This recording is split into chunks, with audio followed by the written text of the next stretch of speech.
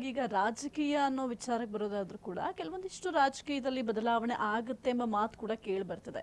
ಪಂಚಾಂಗ ಶ್ರವಣದಿಂದ ಇದನ್ನ ತಿಳಿಬಹುದಾ? ಏನಾದ್ರೂ ಬದಲಾವಣೆ ಆಗತ್ತಾ? ಬದಲಾವಣೆ ಆದ್ರೆ ನಮ್ಮ ಜನರ ಮೇಲೆ ಯಾವ ರೀತಿಯಾದ ಪರಿಣಾಮ ಬೀರುತ್ತೆ?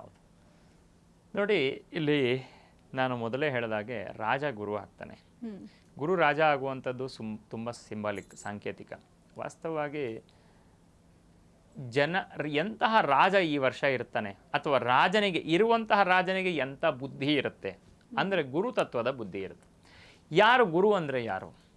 ಎಲ್ಲಿ ತಪ್ಪನ್ನು ಮಾಡ್ತಿದ್ದಾರೆ ಶಿಷ್ಯರು ಅಂಥವ್ರನ್ನ ಸರಿದಾರಿಗೆ ಅಂಧಕಾರದಿಂದ ಹೊರಗಡೆ ಕರ್ಕೊಂಡು ಬರ್ತಕ್ಕಂಥವ್ನು ಗುರು. ಅಂತಹ ರಾಜನೇ ಪ್ರಾಪ್ತವಾಗ್ತಾನೆ ಅಥವಾ ಇರುವಂತಹ ರಾಜನಿಗೆ ಅಂಥದ್ದೊಂದು ಬುದ್ಧಿ ಪ್ರಾಪ್ತವಾಗತ್ತೆ ಅಂತ. ಅಂದರೆ ಇದನ್ನು ನಾವು ಯಾವ ರೀತಿ ವಿಶ್ಲೇಷಣೆ ಮಾಡಬಹುದು ಅಂತಂದರೆ, ಯಾವಾಗ ಈ ಸಿಂಹರಾಶಿಗೆ ಅಧಿಪತಿಯಾಗಿರುವಂಥ ಸೂರ್ಯ, ಎಲ್ಲ ರಾಜಕೀಯಕ್ಕೆ ರಾಜನಿಗೆ ಕಾರಕ ಸೂರ್ಯ, ಆ ಸೂರ್ಯ ಯಾವಾಗ ಮೇಷರಾಶಿಯಲ್ಲಿ ಉಚ್ಚ ಸ್ಥಾನದಲ್ಲಿ ಬರ್ತಾನೆ, ಆಗ ಅಲ್ಲಿಂದ ಈಚೆಗೆ ಗುರು ಕರ್ಕಾಟಕ ರಾಶಿಯ ಉಚ್ಚ ಸ್ಥಾನಕ್ಕೆ ಬರೋವರೆಗೆ, ಸೂರ್ಯ ಮೇಷರಾಶಿಗೆ ಬಂದು ಗುರು ಕರ್ಕಾಟಕ ರಾಶಿಯ ಬರುವಂತಹ ಮಧ್ಯಕಾಲದಲ್ಲಿ ರಾಜಕೀಯವಾಗಿ ಅನೇಕ ಬದಲಾವಣೆ ಉಂಟಾಗಿ ಜೂನ್ ಜುಲೈ ತಿಂಗಳಷ್ಟೊತ್ತಿಗೆ ಒಂದು ತೀರ್ಮಾನ ಅನ್ನುವಂಥದ್ದು ಸರಿಯಾದ ರೀತಿಯಲ್ಲಿ ಆಗತ್ತೆ ಅನ್ನೋದನ್ನು ನಾವು ತಿಳ್ಕೋಬಹುದು. ಹಾಗಾಗಿ ಗೊಂದಲಗಳಿಗೆ ತೆರೆ ಬೀಳುತ್ತೆ. ಗೊಂದಲ ಅನ್ನುವಂಥದ್ದು ನಿವೃತ್ತಿಯಾಗಿ ಒಂದು ಸರಿಯಾಗಿರುವಂತಹ ತೀರ್ಮಾನ ಜೂನ್ ಜುಲೈ ತಿಂಗಳ ಒಳಗಡೆ ಒಂದು ಇತ್ಯರ್ಥ ಆಗುವಂತಹ ಸಾಧ್ಯತೆ. ಅದಾದ ನಂತರ ಯಾರು ರಾಜರಾಗ್ತಾರೆ, ಈಗ ರಾಜರು ಯಾರೂ ಇಲ್ಲ, ಬರೀ ಮಂತ್ರಿಗಳೇ ಇರೋದು. ಆದರೆ ನಾವು ರಾಜ ಪದವಿಯಲ್ಲಿ ಅವ್ರನ್ನ ನಿಲ್ಲಿಸಿರೋ ಕಾರಣ ಅವರಿಗೆ ಗುರುವಿನ ಒಂದು ತತ್ವದ ಆಶೀರ್ವಾದ ಅನ್ನೋದು ಚೆನ್ನಾಗಿ ಬಂದು ಪ್ರಜೆಗಳ ಹಿತಾಸಕ್ತಿಯ ಮೇಲೆ ಕೆಲಸ ಮಾಡ್ತಾರೆ ತುಂಬ ಚೆನ್ನಾಗಿ ಈ ವರ್ಷ ಅನ್ನೋದನ್ನು ಸ್ಪಷ್ಟವಾಗಿ ಹೇಳ್ಬೋದು. ಅದಕ್ಕೆ ಪೊಲಿಟಿಕಲ್ ಕಾರಣಗಳು ಇರ್ಬೋದು. ಯಾಕೆಂದರೆ ಇನ್ನೇನು ಅರ್ಧಕ್ಕಿಂತ ಜಾಸ್ತಿ ಮುಗೀತು, ಇನ್ನೊಂದು ಸ್ವಲ್ಪ ಇದೆ, ಇವಾಗ ಏನಾದರೂ ಮಾಡಿದ್ರೆ ತಾನೆ ಮತ್ತೆ ಮುಂದೆ ಬರಲಿಕ್ಕೆ ಸಾಧ್ಯ ಅನ್ನುವಂತಹ ಕಾಮನೆಗಳು ಇರಬಹುದು. ಆದರೆ ಮಾಡುವಂತಹ ಸಾಧ್ಯತೆಗಳು ಸ್ಪಷ್ಟವಾಗಿ ಕಾಣಿಸುತ್ತೆ ಅನ್ನೋದನ್ನು ಈ ಒಂದು ಗ್ರಹಗಳ ಒಂದು ಯೋಗದಲ್ಲಿ ಹೇಳ್ಬೋದಾಗಿದೆ. ಗುರುಗಳಿಗೆ ಹೇಳ್ತಾ ಇದ್ರಿ, ಒಂದು ಅಂತಿಮ ನಿರ್ಧಾರ ಸಿಗುತ್ತೆ ಅಂತ ಹೇಳಿದ್ರಿ. ನಮ್ಮ ಜನರಿಗೆ ಅದು ಒಳ್ಳೇದಾಗತ್ತಾ ಅಥವಾ ಕೆಟ್ಟದ್ದಾಗತ್ತಾ? ಈಗ ನಮ್ಮನ್ನ ಆಳುವಂತಹ ದೊರೆನೇ ಬಹಳ ಮುಖ್ಯ ಆಗುತ್ತೆ. ಹೌದು.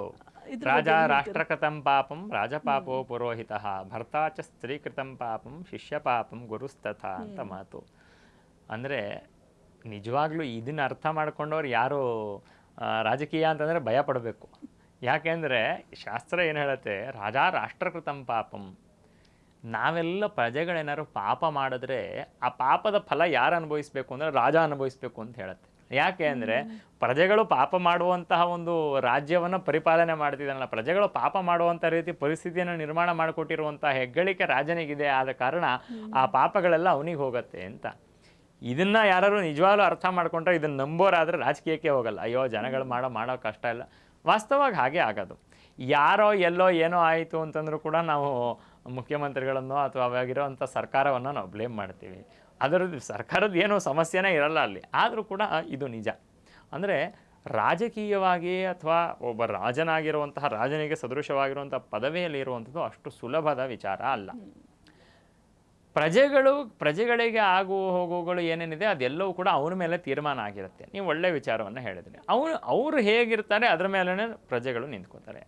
ಈ ಯೋಚನೆಯಲ್ಲಿ ಮಾಡಿದ್ರೆ ನಮ್ಮ ರಾಜ್ಯಕ್ಕೆ ಮಾತ್ರ ಅಲ್ಲ, ಇಡೀ ದೇಶಕ್ಕೆ ಈ ವರ್ಷ ಒಳ್ಳೆಯ ಆಡಳಿತ, ಒಳ್ಳೆಯ ಒಂದು ರಾಜ್ಯವನ್ನು ಪರಿಪಾಲನೆ ಮಾಡುವಂತಹ ಬುದ್ಧಿ ಕೇವಲ ಕರ್ನಾಟಕಕ್ಕೆ ಅಥವಾ ತಮಿಳುನಾಡಿಗೋ ಆಂಧ್ರ ಪ್ರದೇಶಕ್ಕೋ ಅಲ್ಲ, ಇರುವಂತಹ ಎಲ್ಲ ರಾಜಕೀಯದಲ್ಲಿ ಉತ್ತಮ ಪದವಿಯಲ್ಲಿ ಇರತಕ್ಕಂಥವ್ರು ಎಲ್ಲರಿಗೂ ಕೂಡ ಪ್ರಾಪ್ತವಾಗತ್ತೆ. ಅಂದರೆ ಈ ವರ್ಷ ಜನಗಳ ಮನಸ್ಥಿತಿ ಬದಲಾಗತ್ತೆ. ಯುದ್ಧ ಆಗಿರೋ ಕಾರಣ ಇರ್ಬೋದು ಅಥವಾ ಇನ್ನೊಂದು ಏನೋ ಕಾರಣ ಇರ್ಬೋದು. ಆದರೆ ಒಂದು ನಾನು ಒಳ್ಳೆಯದನ್ನು ಮಾಡಿದ್ರೆ ಮಾತ್ರ ನಮಗೆ ಉಳಿಗಾಲ, ನಾವು ಒಳ್ಳೆಯದನ್ನು ಮಾಡಿದ್ರೆ ಮಾತ್ರ ಇದು ನಡೆಯುವಂಥದ್ದು ಅನ್ನುವಂಥ ಧರ್ಮ ಬುದ್ಧಿ ಗುರು ಉಚ್ಚ ರಾಶಿಯಲ್ಲಿ ಸಂಚಾರ ಮಾಡಬೇಕಾದ್ರೆ ಕೊಡ್ತಾನೆ.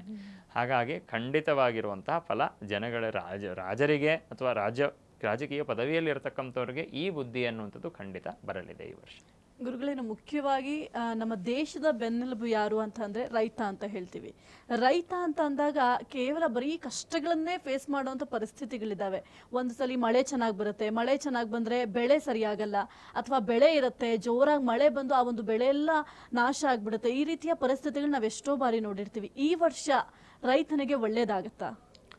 ನೋಡಿ, ಇದನ್ನು ಹೇಳಬೇಕು ಅಂತಂದರೆ, ರೈತನಿಗೆ ಒಳ್ಳೇದಾಗತ್ತಾ ಅಂತ ನೇರ ಪ್ರಶ್ನೆಗೆ ನೇರ ಉತ್ತರ ಅಂತಂದರೆ, ಈ ವರ್ಷ ಇರುವಂಥ ಫಲ ತುಂಬ ಚೆನ್ನಾಗಿರುತ್ತೆ. ದೊಡ್ಡದಾಗಿರುವಂತಹ ಬರ ಬರೋ ಥರದ್ದು, ಕ್ಷಾಮ ಆಗೋ ಥರದ್ದು, ಅಥವಾ ಯಾವುದೋ ನೆರೆ ಬರೋ ಥರದ್ದು, ಈ ರೀತಿಯಾಗಿರುವಂಥ ತುಂಬ ಹೆಚ್ಚಾಗಿರುವಂಥ ಫಲಗಳಿಲ್ಲ. ಅಲ್ಲಲ್ಲೆಲ್ಲೋ ತುಂಬ ಸಣ್ಣ ಪುಟ್ಟದ ರೀತಿಯಲ್ಲಿ ಆಗ್ಬೋದು. ಯಾಕೆಂದರೆ ಸಹಜವಾಗಿ ಬ್ರಹ್ಮಪುತ್ರ ಇವೆಲ್ಲವೂ ಕೂಡ ಅವಾಗವಾಗ ಫ್ಲಡ್ ಆಗ್ತಾನೆ ಇರುತ್ತೆ. ಆದರೆ ನೀವು ಕೇಳಿದಂಥದ್ದು ಪ್ರಶ್ನೆ ಹೇಗಿದೆ ಅಂತಂದರೆ, ಎಷ್ಟು ಇದಕ್ಕೂ ನಮ್ಮ ಜನಕ್ಕೆ ಬೇಕಾಗಿರುವಂಥ ವಿಚಾರ, ನಮ್ಮ ದೇಶ ಏನಾಗಬೇಕು ಮುಂದೆ ಅನ್ನುವಂಥದ್ದು ತೀರ್ಮಾನ ಇದೆಯಲ್ಲ, ಅದು ಸರಿ ಹೋಗ್ತಿಲ್ಲ ಎಲ್ಲೋ. ನಮ್ಮ ದೇಶದಲ್ಲಿ ಈ ದೇಶ ಬಂದು ಅಗ್ರಿಕಲ್ಚರ್ ದೇಶನೇ, ಹಿಂದೆನೂ ಕೂಡ ಇವತ್ತಿಗೂ ಕೂಡ ಮುಂದೇನೂ ಆಗಬೇಕು ಅನ್ನೋ ಥರದ್ದೇ. ಯಾಕೆಂದರೆ ಇಲ್ಲಿರುವಂತಹ ವಾತಾವರಣ, ಇಲ್ಲಿರುವಂತಹ ನದಿ, ಇಲ್ಲಿರುವಂಥ ಸಸ್ಯ ಸಂಪತ್ತು ಪ್ರಪಂಚದಲ್ಲಿ ಇಷ್ಟು ಡೈವರ್ಸ್ ಆಗಿರುವಂತಹ, ಇಷ್ಟು ಫಸಲು ಬೆಳಿಲಿಕ್ಕೆ, ಇಷ್ಟು ಆಹಾರ ಬೆಳಿಲಿಕ್ಕೆ ಸೂಕ್ತವಾಗಿರುವಂಥ ಮಣ್ಣು, ನೀರು, ವಾತಾವರಣ ಎಲ್ಲೂ ಇಲ್ಲ. ನೀವು ರಷ್ಯಾ ತಗೊಳ್ಳಿ, ಅಮೇರಿಕಾ ತಗೊಳ್ಳಿ, ಅಲ್ಲಿರುವಂಥ ಚಳಿನೋ, ಅಲ್ಲಿ 6 ತಿಂಗಳು ಸೂರ್ಯ ನೋಡಿದ್ರೆ ಇನ್ನು 6 ತಿಂಗಳು ಸೂರ್ಯನ ನೋಡಲ್ಲ. ಆ ರೀತಿಯಾಗಿರುವಂಥ ಪರಿಸ್ಥಿತಿಗಳೆಲ್ಲ ಇದ್ದಾಗ ಅಲ್ಲಿ ವಿಪರೀತ ಚಳಿ, ವಿಪರೀತ ಸೆಕೆ, ಅದೆಲ್ಲವನ್ನು ನೋಡಿದಾಗ ನಮ್ಮ ದೇಶ ಎಷ್ಟು ಮಾಡ್ರೇಟ್ ಆಗಿರುವಂಥ ಟೆಂಪ್ರೇಚರ್ ಇದೆ ಅಂತಂದರೆ, ನಿಜವಾಗ್ಲೂ ನಾವಿಲ್ಲಿ ಪೂರ್ವಿಕರು ಕೊಟ್ಟಂತಹ ಧಾನ್ಯಗಳನ್ನು, ಪೂರ್ವಿಕರು ಕೊಟ್ಟಂತಹ ರೀತಿ ನೀತಿಯನ್ನು ಇಟ್ಕೊಂಡು, ಅದಕ್ಕೆ ಸ್ವಲ್ಪ ಟೆಕ್ನಾಲಜಿಯ ಅಪ್ರೋಚ್ನ ಸರಿಯಾಗಿ ಇಟ್ಕೊಂಡು, ರೈತರು ಇದೇ ನಮ್ಮ ಒಂದು ವೃತ್ತಿ, ಇದೇ ನಮ್ಮ ದೇಶದ ವೃತ್ತಿ ಅಂತ ಅಂದ್ಕೊಂಡು ಏನಾದರೂ ಪ್ರಯತ್ನವನ್ನು ಮಾಡಿದ್ರೆ ನಿಜವಾಗ್ಲೂ ನಮ್ಮ ದೇಶ ಪ್ರಪಂಚಕ್ಕೆಲ್ಲ ಆಹಾರ ಕೊಡ್ಬೋದು. ಆದರೆ ಇದಕ್ಕೆ ಅವರಿಗೆ ಸಪೋರ್ಟ್ ಕೂಡ ಸಿಗಬೇಕಲ್ವಾ? ಹೌದು. ಅವರಿಗೆ ಸಪೋರ್ಟ್ ಸಿಗ್ತಿಲ್ಲ. ಯಾಕೆ ಅಂತಂದರೆ, ತುಂಬ ಬೇಸರದಲ್ಲಿ ಹೇಳ್ತೀನಿ ಈ ಮಾತನ್ನ, ದೇಶ ಬರೀ ಟೆಕ್ನಾಲಜಿನಲ್ಲಿ ಹೇಗೆ ಮುಂದುವರಿಬೇಕು, ಯಾವ್ಯಾವ ಮಿಸೈಲ್ ತೊಗೊಂಬರ್ಬೇಕು, ಯಾವ ರೀತಿ ಯುದ್ಧಕ್ಕೆ ನಾವು ನಮ್ಮನ್ನು ತಯಾರಿ ಮಾಡ್ಕೋಬೇಕು ಅನ್ನೋದನ್ನು ಯೋಚನೆ ಮಾಡ್ತೀವಿ. ಊಟ ಮಾಡೋದು ಏನನ್ನ ಅನ್ನೋದನ್ನು ಯೋಚನೆ ಮಾಡ್ತಾ ಇಲ್ಲ. ನಿಜ. ಎಲ್ಲರೂ ಕೂಡ ಇವತ್ತು ರೈತರು ವಿಶೇಷವಾಗಿ ಎಲ್ಲ ಸಿಟಿ ಕಡೆಗೆ ಬರ್ತಾ ಇದ್ದಾರೆ. ಬೇಕಾದಷ್ಟು ಜಮೀನಿದೆ, ಬೇಕಾದಷ್ಟಿದೆ ಅಂತಂದರೆ ಮಾಡಲಿಕ್ಕೆ ಆಗ್ತಿಲ್ಲ. ಎಲ್ಲಿ ಹೋದರೂ ಕೂಡ ಲೇಬರ್ ಪ್ರಾಬ್ಲಮ್ಸ್ ಇದೆ, ಮಳೆ ಪ್ರಾಬ್ಲಮ್ ಇದೆ, ನೀರು ಪ್ರಾಬ್ಲಮ್ ಇದೆ ಅಂತಂದರೆ, ಅದಕ್ಕೆ ಬೇಕಾಗಿರುವಂಥ ರೀತಿಯಲ್ಲಿ ನಾನು ಪ್ರಸ್ತಾಪ ಮಾಡಲಿಕ್ಕೆ ಹೋಗಲ್ಲ. ಆದರೆ ಒಂದು ದೊಡ್ಡ ಯೋಜನೆಯನ್ನು, ಸುಮಾರು ಒಂದು 20,000 ಕೋಟಿಯಷ್ಟು ಖರ್ಚು ಮಾಡಿರುವಂಥ ಒಂದು ಯೋಜನೆ, ನೀರನ್ನು ತಗೊಂಡು ಹೋಗಬೇಕು ಕೆಲವೊಂದು ಭಾಗಗಳಿಗೆ ಅಂತ. ನಾನು ರಾಜಕೀಯ ವಿಶ್ಲೇಷಕ ಅಲ್ಲ, ಆದರೆ ಆ ರೀತಿ ಯೋಜನೆ ಮಾಡಿರುವಂಥದ್ದು ಒಂದಿದೆ. ಅದರಿಂದ ನಿಜವಾಗ್ಲೂ ಎಷ್ಟು ಜನ ರೈತರಿಗೆ ಬೆನಿಫಿಟ್ ಆಯಿತು ಅನ್ನೋದನ್ನು ನೋಡಿದ್ರೆ ಏನೂ ಇಲ್ಲ. ಈ ಥರದ್ದು ಒಂದು ಯೋಜನೆ ಇತ್ತೀಚಿನ ದಿನಗಳಲ್ಲಿ ಉಂಟಾಗಿದೆ.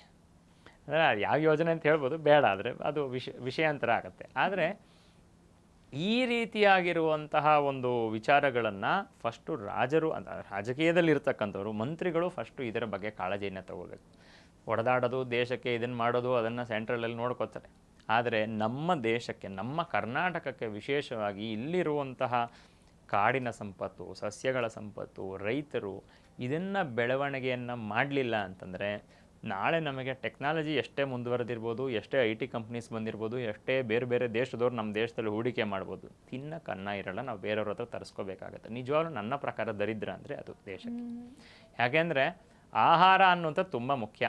ನಾವು ನಮ್ಮ ಸಂಸ್ಕೃತಿ ಹೇಗೆ ಹೇಳುತ್ತೆ ಅಂತಂದರೆ, ಎಲ್ಲೂ ನಡೀದೇ ಇರುವಷ್ಟು ದಾನ ಧರ್ಮ ಇಲ್ಲಿ ನಡೆಯುತ್ತೆ. ಯಾವ ಪ್ರಪಂಚದಲ್ಲಿ ಎಷ್ಟೇ ಶ್ರೀಮಂತ ದೇಶದಲ್ಲೂ ನಡೀದೇ ಇರುವಷ್ಟು ದಾನ ಧರ್ಮ.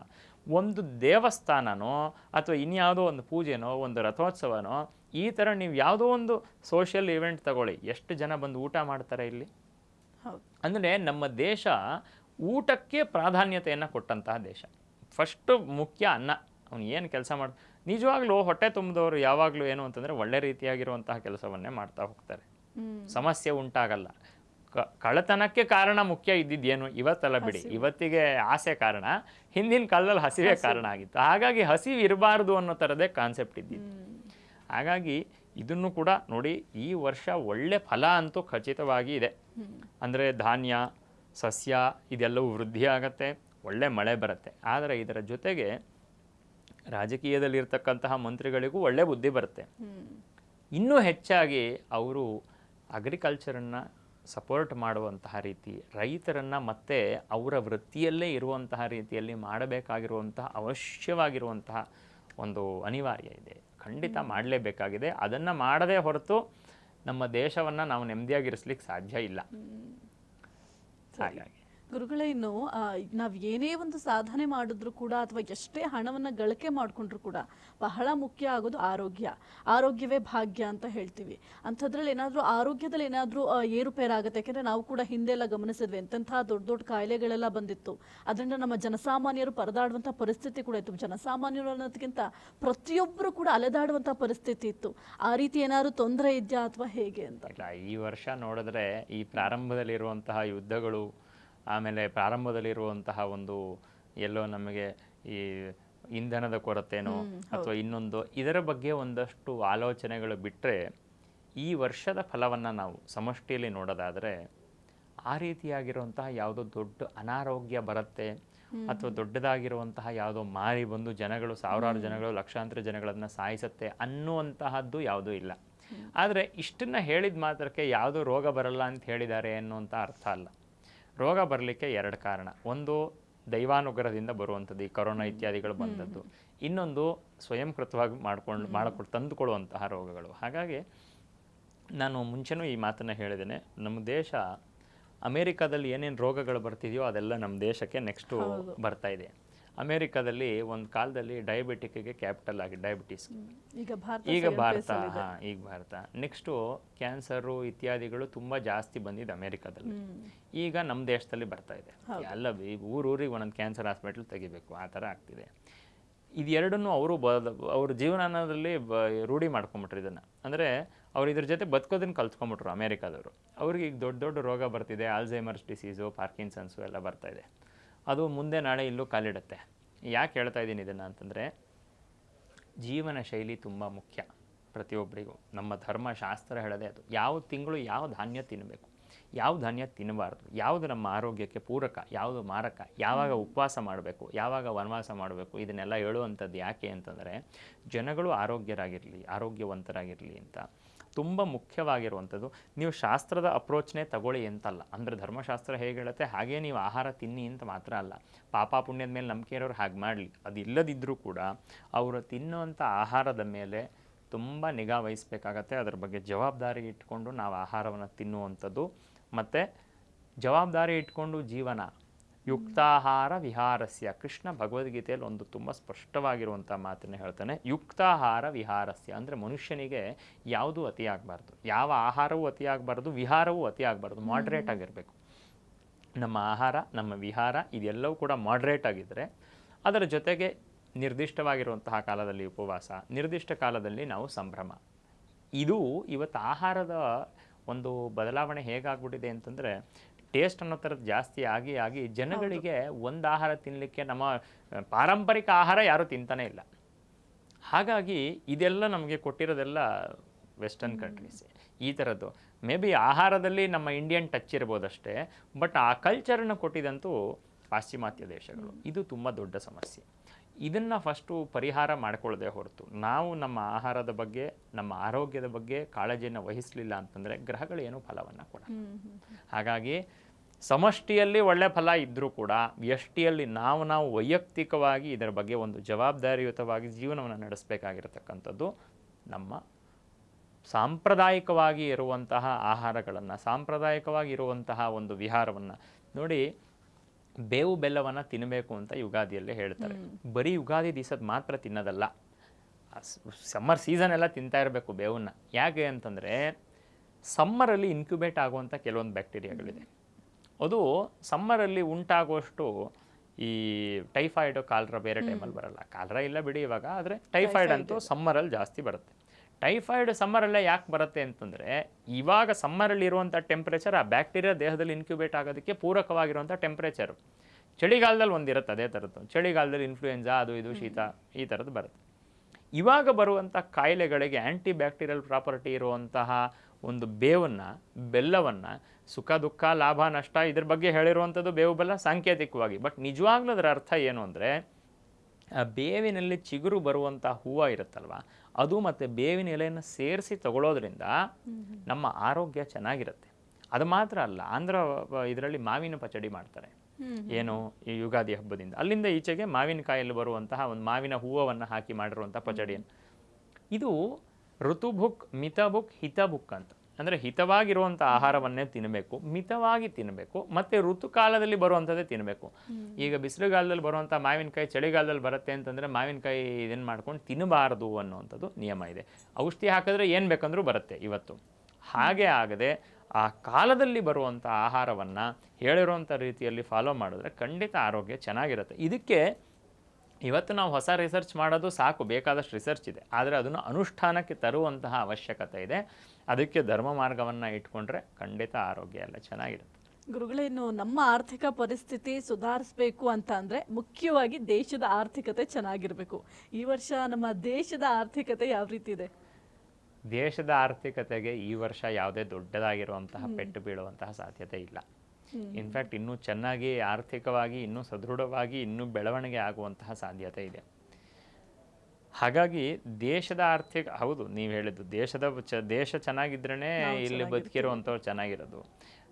ಇದನ್ನು ಫಸ್ಟ್ ವೇದದಲ್ಲೇ ಹೇಳ್ತಾರೆ, ಈ ರಾಷ್ಟ್ರ, ಅಹಂ ರಾಷ್ಟ್ರೀ ಸಂಗಮನಿ, ಯಾವಾಗಲೂ ರಾಷ್ಟ್ರದ ಕಲ್ಪನೆ ನಮ್ಮ ವೇದದಲ್ಲಿದೆ. ಆಸ್ಮಿನ್ ರಾಷ್ಟ್ರೇ ರಾಜನ್ಯ ಇಶವ್ಯ ಶೂರೋ ಮಹಾರಥೋ ಜಾಯತಾಂ. ರಾಷ್ಟ್ರದಲ್ಲಿರುವಂತಹ ರಾಜರು ಯಾರಿದ್ದಾರೆ ಅವರು ಶೌರ್ಯ ಪರಾಕ್ರಮದಿಂದ ಮೆರೆದು ರಾಷ್ಟ್ರವನ್ನು ಪರಿಪಾಲನೆ ಮಾಡುವಂಥವರಾಗಲಿ ಅಂತ ವೇದದಲ್ಲಿ ಯಾವುದೋ ಕಾಲದಲ್ಲಿ ಹೇಳಿದ್ದಾರೆ. ಹಾಗಾಗಿ ರಾಷ್ಟ್ರ ಅನ್ನುವಂಥದ್ದು ತುಂಬ ಒಳ್ಳೆಯ ಚಿಂತನೆ. ರಾಷ್ಟ್ರದ ಆರೋಗ್ಯದ ಪರಿಸ್ಥಿತಿ ಅಥವಾ ಆರ್ಥಿಕ ಪರಿಸ್ಥಿತಿಗೆ ವಿಶೇಷವಾಗಿ ಈ ವರ್ಷ ದೊಡ್ಡದಾಗಿರುವಂತಹ ಗ್ರಹಗಳ ಒಂದು ಸಂಚಾರದಲ್ಲಿ ಯಾವುದೇ ದುಷ್ಪರಿಣಾಮಗಳು ದೊಡ್ಡದಾಗಿ ಕಾಣಿಸುವಂತಹ ಸಾಧ್ಯತೆ ಇಲ್ಲ. ಗುರು ಉಚ್ಚ ರಾಶಿಯಲ್ಲಿ ಸಂಚಾರ ಮಾಡ್ತಾನೆ. ಹಾಗಾಗಿ ವಿಶೇಷವಾಗಿ ಗುರುತತ್ವ ಇರುವಂಥ ದೇಶ ನಮ್ಮದು ಅಂತ ಕರಿತೀವಿ. ಅದನ್ನು ಈಗ ಪೊಲಿಟಿಕಲ್ಲಾಗಿ ಬೇರೆ ರೀತಿ ಅನ್ವಯ ಮಾಡ್ತಿದ್ದಾರೆ. ವಾಸ್ತವವಾಗಿ ಗುರುತತ್ವ ಜಾಸ್ತಿ ಇರುವಂಥ ದೇಶ. ಗುರು ಯಾವ್ಯಾವಾಗ ಚೆನ್ನಾಗಿರ್ತಾನೆ ನಮ್ಮ ದೇಶಕ್ಕೆ ಅವಾಗ ಒಳ್ಳೆಯದಾಗತ್ತೆ. ಅದು ಇವತ್ತಿಂದ ಅಲ್ಲ, ಅನಾದಿ ಕಾಲದಿಂದ ಬಂದಿರುವಂಥ ವಿಚಾರ. ಹಾಗಾಗಿ ಗುರು ಈ ವರ್ಷ ಕರ್ಕಾಟಕ ರಾಶಿಯಲ್ಲಿ ಸಂಚಾರ ಮಾಡೋ ಕಾರಣ, ಉಚ್ಚ ರಾಶಿಯಲ್ಲಿ ಸಂಚಾರ ಮಾಡೋ ಕಾರಣ ತುಂಬ ಅಪರ್ಚುನಿಟೀಸ್, ದೇಶ ಬೆಳಿಲಿಕ್ಕೆ, ದೇಶ ಆರ್ಥಿಕ ಪರಿಸ್ಥಿತಿ ಮೇಲೆ ಬರಲಿಕ್ಕೆ ಉತ್ತಮವಾಗಿರುವಂಥ ವರ್ಷ ಈ ವರ್ಷ ಆಗತ್ತೆ. ಅದರಲ್ಲಿ ಯಾವುದೇ ಸಂದೇಹ ಇಲ್ಲ. ಸರಿ ಗುರುಗಳೇ, ಪಂಚಾಂಗ ಶ್ರವಣದ ಕುರಿತು ಸಾಕಷ್ಟು ಮಾಹಿತಿನ ನಮ್ಮ ವೀಕ್ಷಕರಿಗೆ ತಿಳಿಸ್ಕೊಟ್ರಿ. ಮುಖ್ಯವಾಗಿ ರಾಜಕೀಯದಲ್ಲಿ ಏನೆಲ್ಲ ಬದಲಾವಣೆ ಆಗುತ್ತೆ, ಅದರ ಜೊತೆಗೆ ನಮ್ಮ ದೇಶದ ಬೆನ್ನೆಲುಬು ರೈತನ ಭವಿಷ್ಯ ಹೇಗಿದೆ, ಜೊತೆಗೆ ನಮಗೆ ಈ ಒಂದು ವರ್ಷ ಯಾವ ರೀತಿ ಶುಭದಾಯಕವಾಗಿದೆ ಎಂಬ ಕುರಿತು ಸಾಕಷ್ಟು ಮಾಹಿತಿನ ತಿಳಿಸ್ಕೊಟ್ರಿ. ಧನ್ಯವಾದಗಳು. ನಮಸ್ಕಾರ. ಮತ್ತೊಮ್ಮೆ ನಾಡಿನ ಸಮಸ್ತ ಜನತೆಗೆ ಯುಗಾದಿ ಹಬ್ಬದ ಹಾರ್ದಿಕ ಶುಭಾಶಯಗಳು. ನಿಮ್ಮೆಲ್ಲರಿಗೂ ಕೂಡ ಬೇವಿಗಿಂತ ಹೆಚ್ಚಾಗಿ ನಿಮ್ಮ ಜೀವನದಲ್ಲಿ ಸಿಹಿ ಸಿಗ್ಲಿ ಅಂತ ಹೇಳ್ತಾ ಇದಾಗಿತ್ತು ಈ ಕ್ಷಣದ ವಿಶೇಷ ಕಾರ್ಯಕ್ರಮ. ನೋಡ್ತಾ ಇರಿ ಫ್ರೀಡಂ ಟಿವಿ, ಇದು ಜನಸಾಮಾನ್ಯರ ಶಕ್ತಿ.